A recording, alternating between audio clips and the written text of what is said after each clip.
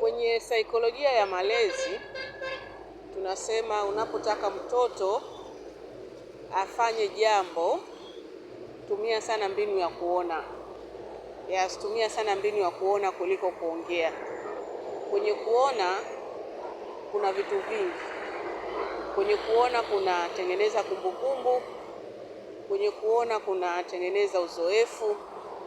Na ndio maana tunasema tunavyokuona wewe leo ni kutokana na athari ya past experience ya mambo ambayo uliyoyaona, na wewe baadaye unapokuwa mkubwa aidha yale mambo ukawa yaendeleza kwa sababu tayari umeshaona watu wakiwa wanafanya.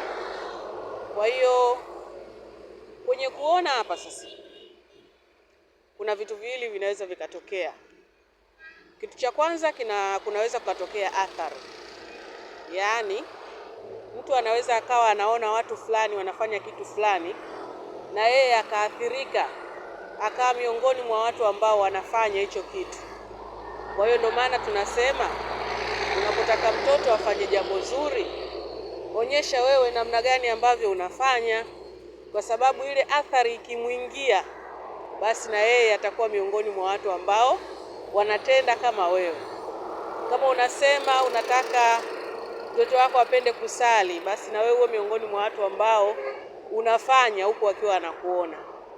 Kama unapenda mtoto wako apende kusoma vitabu, basi na wewe huo unafanya hivyo, kwa sababu watoto huwa wanajifunza kutokana na kuona, na baadaye wanapokuwa watu wazima wanatumia ile past experience kuishi katika maisha hayo. Ndio maana unaweza kumkuta mtoto anasema, kwani sifanye hivi, mbona baba alikuwa anafanya hivi?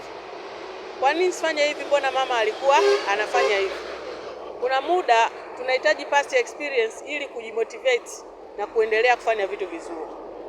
Sasa si kwamba unapomwonyesha mtoto basi ndio atakuwa hivyo hivyo. Sasa hapa kwenye kuona ndio nimesema kuna mambo mawili yanaweza yakatokea.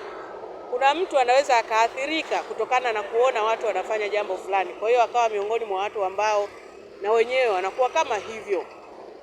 Lakini kuna yule mwingine anaona alafu anatengeneza uzoeshi, ile hali kwake anaona ya kawaida. Kwa hiyo baadaye akiwa mkubwa anaweza asifanye kama vile, ila anajua na ameona.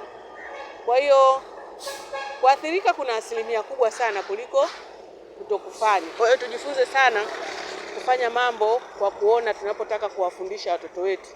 Na ndio maana hata kwenye kufundisha huku kwenye teaching aids sisi tunasisitiza zaidi kutumia audio visual. Yaani tumia zana zile ambazo za kusikia na kuona, kwa sababu zinatengeneza kumbukumbu na pili zinatengeneza uzoefu zaidi. Kwa hiyo tunasema learn by seeing is more important than listening.